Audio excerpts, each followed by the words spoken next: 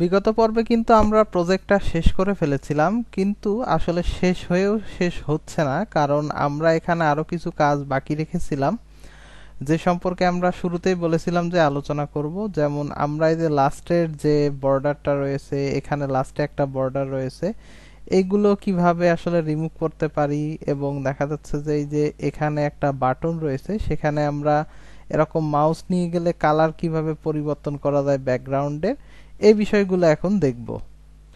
তো এইগুলোকে আসলে সিলেক্ট করার জন্য সিএসএস এর একটা বিশেষ পদ্ধতি রয়েছে, তো সেটার নাম হচ্ছে সুডো ক্লাস বা সুডো এলিমেন্ট। আপনি যদি সুডো সিএসএস লিখে সার্চ দেন, বানানটা একটু লক্ষ্য করেন, এখানে এটা হচ্ছে PSEUDO সুডো, এটার বানান আসলে একটু অন্যরকম। তো আপনি এটা সার্চ দিলে এখানে বেশ কিছু রেফারেন্স পাবেন, যেমন W3 স্কুল, তারপরে developer.mozilla। তো আমরা সাধারণত W3 স্কুলটাই দেখি, এটাতে সহজেই সবকিছু বিন্যস্ত করা আছে।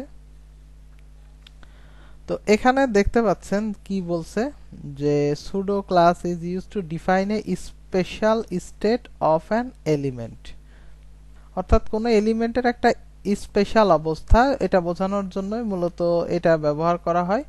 তো এখানে আপনি কি কি করতে পারবেন বলছে, যে style an element when use mouse over it, অর্থাৎ এই যে এরকম মাউস গেলে এটা চেঞ্জ হয়ে যাচ্ছে, অথবা কোনো লিঙ্ক ভিজিট হলে কেমন লাগবে।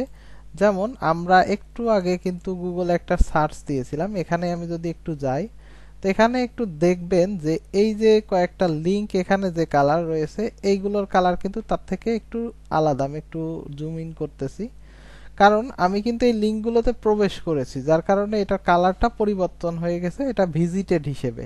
আর এটা জাস্ট সার্চে আসছে, এজন্য এটা এমনিতে নর্মাল লিঙ্ক হিসেবে আসতেছে।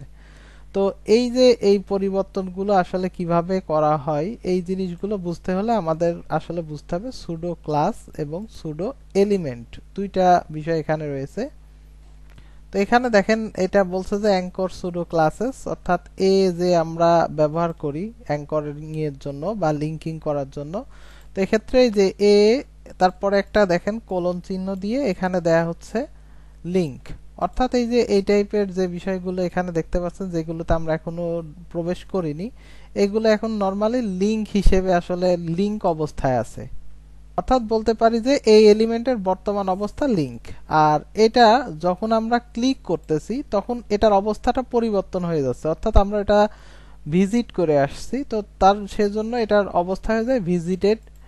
এবং আমরা যখন এই যে কোথাও মাউস নিচ্ছি, কালার পরিবর্তন হচ্ছে, এই টাইপের এগুলোকে বলা হচ্ছে মাউস ওভার লিঙ্ক। আর এখানে দেখতে পাচ্ছেন যে এই যে সিএসএসটা এখানে গ্রিন ব্যাকগ্রাউন্ড হয়ে আছে, এখানে আমরা যদি আরেকটাতে এরকম ক্লিক করি তাহলে কিন্তু এখন সেইটা এরকম সিলেক্টেড হয়ে এরকম গ্রিন কালার হয়ে থাকবে। তো এটাকে বলা হয় মূলত অ্যাক্টিভ, অর্থাৎ যেই লিঙ্কটা এখন অ্যাক্টিভ থাকবে বা যেটাতে আমরা কাজ করতেছি বা ক্লিক করতেছি, সেটা যখন অ্যাক্টিভ হবে তখন এটার কালার এরকম হবে। তো আপনি ট্রাই ইট ইয়োরসেলফে ক্লিক করে এখানে গেলে বুঝতে পারবেন। যেমন এখানে এ হচ্ছে এখন লিঙ্ক কালার, এটা হচ্ছে দেখতে পাচ্ছেন রেড আছে। তো যখন আপনি এটা ভিজিটেড এই যে এরকম করবেন, দেখবেন যে এটার কালারটা আবার পরিবর্তন হবে। ঠিক আছে, এই যে অ্যাক্টিভ হয়ে আছে, ক্লিক করার ফলে এটা এখন ব্লু হয়ে গেছে। তো এরকম ভাবে দেখতে পাচ্ছেন হভারের ক্ষেত্রে হট পিঙ্ক, এবং এটা যখন একবার ভিজিটেড হয়ে যাবে তখন কিন্তু এখানে এটা গ্রিন কালার হয়ে যাবে। এখানে এটা লাইভ লিঙ্ক যদিও দেয়া নেই, যার কারণে এখানে আমরা আসলে এটা গ্রিন অবস্থায় দেখতে পাচ্ছি না। এখানে যেমন আমরা একটা লিঙ্কে ক্লিক করে কোথাও যেতে পারতেছি, এখানে কিন্তু সেটা হচ্ছে না। তো এখন আমরা যদি এটা একটু ঘুরে আসি তাহলে এখন দেখব যে এটা গ্রিন হয়ে গেছে। তো আশা করি বুঝতে পেরেছেন যে আসলে এটা কতটা মজার হতে যাচ্ছে। তো এখানে একটু সিনট্যাক্সটা দেখেন, এটা লেখার পদ্ধতি হচ্ছে প্রথমে সিলেক্টরের নাম, এখানে থাকতে পারে কোনো ক্লাস, থাকতে পারে আইডি, অথবা এরকম সরাসরি কোনো ট্যাগের নাম, এলিমেন্টের নাম, প্রপার্টি, এরকম দিয়ে আমরা এখানে কি করব, যে সুডো ক্লাস, অর্থাৎ এই যে পরবর্তীতে আমরা যেটা বসাচ্ছি কোলনের পরে লিঙ্ক, ভিজিটেড, হভার, অ্যাক্টিভ, এরকম আরো বেশ কিছু বিষয় রয়েছে, এইগুলোকে বলা হচ্ছে মূলত সুডো ক্লাস। এখানে নিচে আসলে আরো কিছু রেফারেন্স হয়তো দেখতে পারবেন, এই যে এখানে দেখতে পাচ্ছেন যে ফার্স্ট চাইল্ড, অর্থাৎ প্রথম এলিমেন্ট, এটা একটু বোঝার জন্য আমি কি করছি, এখানে ফার্স্ট চাইল্ডে যে পি দেখেন সিলেক্ট করা রয়েছে, এটাতে একটু ক্লিক করলাম, এটা ওপেন করতেছি আরেকটা ট্যাবে। তো এখানে দেখতে পাচ্ছেন যে বডির মধ্যে দুইটা প্যারাগ্রাফ ট্যাগ রয়েছে। তো এই দুইটা প্যারাগ্রাফের মধ্যে এখানে শুধু বলা হচ্ছে যে ফার্স্ট চাইল্ড এটার কালার হবে ব্লু, আর লাস্ট চাইল্ড হচ্ছে পরেরটা মূলত। তো আপনি এখানে যদি এটা পরিবর্তন করে জাস্ট লাস্ট চাইল্ড লিখে দেন, তাহলে কিন্তু এটার কালার হবে পরেরটা। তো এরকম ভাবে এটার কিন্তু বেশ কিছু নামকরণ করা যায়, ফার্স্ট চাইল্ড, লাস্ট চাইল্ড, অথবা দেখা যাচ্ছে যে একটা নাম্বারিং করেও আমরা দিতে পারি। তো এখানে দেখতে পাচ্ছেন যে অল সুডো ক্লাসেস, এখানে সবগুলো সুডো ক্লাসেস এর নাম দেয়া আছে। এখানে আমরা আসলে সবগুলো যে ব্যবহার করব এমন না। আর এর পরবর্তীতে রয়েছে দেখতে পাচ্ছেন সুডো এলিমেন্টস। তো এই এলিমেন্টস গুলোর ক্ষেত্রে দেখেন যে ডাবল কোটেশন ব্যবহার করা হচ্ছে, এখানে ডাবল কোলন চিহ্ন ব্যবহার করার পরে আমরা হচ্ছে ব্যবহার করতেছি এখানে সুডো এলিমেন্টের নামটা। তো আমরা এগুলো একে একে ব্যবহার দেখব, তবে এখানে আমাদের প্রয়োজনীয় যতগুলো রয়েছে সবগুলো এক এক করে দেখতে থাকি এখন।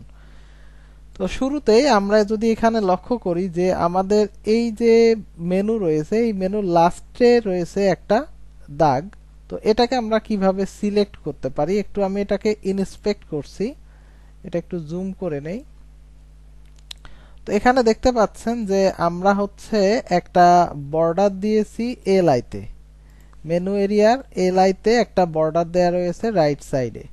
তো আমরা যদি এখন এই লাস্টের এই মেনুটাকে সিলেক্ট করতে চাই, তাহলে আমাদের সুডো যে এলিমেন্ট বা ক্লাসের ব্যবহারগুলো দেখে আসলাম একটু আগে, সেখান থেকে আমাদের নিতে হবে হচ্ছে সুডো ক্লাস। তো সুডো ক্লাস এখানে যেহেতু আমরা প্রথম এলিমেন্টটাকে সিলেক্ট করব, এজন্য আমাদের এটার ক্লাস নিতে হবে হচ্ছে ফার্স্ট চাইল্ড, না এটা হচ্ছে লাস্ট চাইল্ড, সরি এটা একেবারে শেষেরটা, যেহেতু এটা নিব হচ্ছে লাস্ট চাইল্ড। এটাকে লিখতে হবে এরকম যে লাস্ট তারপরে চাইল্ড, এরকম লিখলাম। লিখার পরে দিলাম যে বর্ডার রাইট, এটা দেওয়ার পরে এখন আপনি এখানে নান দিতে পারেন। দেখেন নান দিলে এটা এখান থেকে চলে যাচ্ছে, অথবা এখানে 1 পিক্সেল দিয়েছেন, এখানে 0 পিক্সেল দিলেও কিন্তু এই লাস্টের এই বর্ডারটা চলে যাবে এখান থেকে। তো এটাকে আপনি কপি রুল করে আপনার যে সিএসএস ফাইল রয়েছে সেখানে এসে দিয়ে দেন। তো আমি একটু দেখি যে এটা কোথায় আমরা ইউজ করেছি। মেনুতে আমরা একটু মেনুর মধ্যে যাচ্ছি, এখানে এসে দিয়ে দিচ্ছি যাতে এগুলো একটু সিরিয়ালি থাকে।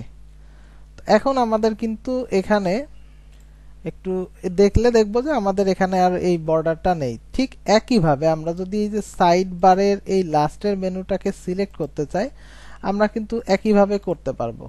সো আমাদের যেহেতু একই কাজ করতে হবে, এখানে আমরা যেটা করব, এখানে একটা কমা দিব, কমা দিয়ে একটা স্পেস দিয়ে আমাদের এই ক্লাসের নেম লিখে এখানে লিখব লাস্ট চাইল্ড। সেভ করে দিলাম। সেভ করলে এটা অটোমেটিক এই যে প্রেটিয়ারের কারণে একটু স্টাইল চেঞ্জ হয়ে গেছে। তো এখানে আমরা যদি একটু রিফ্রেশ দেই, তো এটা এখন পরিবর্তন হয়নি। কেন হয়নি? কারণ আমরা এখানে দিয়েছি হচ্ছে বর্ডার রাইট। তো এখন আমাদের তো এটা বর্ডার রয়েছে হচ্ছে বটম। তো আপনি এখানেও এভাবে লিখে দিতে পারেন যে বর্ডার বটম, এটা হচ্ছে নান। আবার এটাকে আলাদাভাবেও লিখতে পারি, কারণ এখানে যেহেতু আমাদের এইটাতে হচ্ছে কোনো ধরনের বর্ডার রাইট নেই, আবার এটার ক্ষেত্রে বর্ডার বটম নেই। তো দুইটা সেম জিনিস না, দুইটা ডিফারেন্ট জিনিস। তো তারপরও আমি আপাতত এক জায়গায় কিভাবে লিখতে হয় এটা দেখানোর জন্য এভাবে লিখলাম। তো এখন দেখতে পাচ্ছেন এখানে কিন্তু আমাদের এই যে ডট ডট যে বর্ডার, এটা কিন্তু চলে গিয়েছে। তো আপনি চাইলে যেটা করতে পারেন বলছিলাম যে এখানে এই লাস্ট চাইল্ডের মানে সাইড বারে যে লাস্ট চাইল্ড রয়েছে সেটাকে নিয়ে একটা সিএসএস এর সিস্টেম করতে পারেন এরকম, যে এখানে থাকবে শুধু বর্ডার বটম, আর এটাতে জাস্ট থাকবে রাইট। তো আমি দুইটা এখানে রাখতে পারি, অথবা এটাকে কেটে নিয়ে আমাদের সাইড বার যেখানে রয়েছে সাইড বারের পরে এখানে দিয়ে দেই, তাহলে এটাও একই রকম ভাবে সাজানো থাকলো। তাহলে এখন আমরা দুইটা জিনিস করে ফেলতে পেরেছি। এখন আমরা আরেকটা জিনিস করব। এখানে হচ্ছে আমরা এই যে মাউসটা নিয়ে যাচ্ছি, মাউসের কার্সর যখন এখানে যাচ্ছে এর ব্যাকগ্রাউন্ড কালারটা আমরা পরিবর্তন করে দিব। তো এইটার জন্য আমাদের এই যে ক্লাস, এটাকে সিলেক্ট করব, অর্থাৎ আমাদের এই বাটনকে যখন হভার করা হবে, তখন এটার ব্যাকগ্রাউন্ড কালারটা চেঞ্জ হয়ে যাবে, ব্যাকগ্রাউন্ড কালারটা চেঞ্জ হয়ে রেড হয়ে যাবে। আমি একটু রেড কালার দিচ্ছি। তো এখন আসলেই দেখতে পাচ্ছেন যে এটার কালারটা চেঞ্জ হয়ে যাচ্ছে, এবং আমি এটার হচ্ছে কালার দিয়ে দিচ্ছি সাদা। তো এটা হোয়াইট লিখে দিতে পারি। এই যে এখন দেখতে পাচ্ছেন যে এটা সুন্দরভাবে চেঞ্জ হয়ে যাচ্ছে।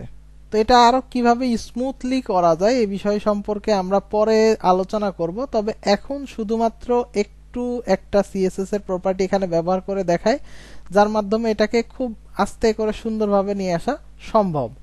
তো এটা হচ্ছে ট্রানজিশন। এটা আমরা আরো ভালোভাবে পরে ব্যবহার শিখব যখন আমরা অ্যানিমেশনের কাজ করব। তো এখন আমি যেটা করব যে আমাদের নরমাল অবস্থা হচ্ছে এটা, আর এটা হচ্ছে হভার করার পরের অবস্থা। তো যেখানে নরমালি আমাদের রয়েছে সিএসএসটা, সেখানে আমরা মূলত ট্রানজিশন দিব। তো ট্রানজিশন আপাতত আমি দিচ্ছি ইয়েস, মানে বিভিন্ন ইফেক্ট আছে আর কি এখানে, ইয়েস ইন, ইয়েস আউট, এগুলো আমরা বুঝবো পরে। আপাতত ইয়েস অল এরকম রাখছি। তারপরে 0.5s মানে 1 সেকেন্ডের অর্ধেক। এখানে এখন আমরা যদি মাউসটা নিয়ে যাই তাহলে দেখতে পাচ্ছেন হালকা ভাবে এটা চেঞ্জ হচ্ছে। এখন এটা যদি অল্প সময়ের জন্য বুঝতে না পারেন তাহলে এটা টাইমিংটা 5 সেকেন্ড করে দিচ্ছি, তাহলে বুঝতে পারবেন যে এখানে মাউস নিচ্ছি তার 5 সেকেন্ড পরে কিন্তু এই ব্যাকগ্রাউন্ড কালারটা চেঞ্জ হচ্ছে। তো এরকম মজার আরো বিষয় আমরা সামনে শিখব, এবং একই সাথে আমরা এই যে সুডো ক্লাস এবং এলিমেন্টের আরো কিছু ব্যবহার সামনে দেখব।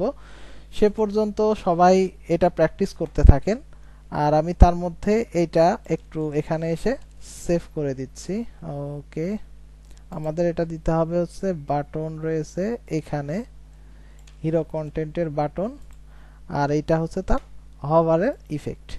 তো আমরা মোটামুটি ধারণা পেয়ে গেলাম যে আসলে এখানে স্পেশাল স্টেট বলতে কি বোঝানো হচ্ছে এবং এটা কিভাবে কাজ করে। তো নেক্সটে আমরা এই ব্যবহারগুলো আরো ভালোভাবে দেখব। এ পর্যন্ত সবাই সাথেই থাকুন, ধন্যবাদ।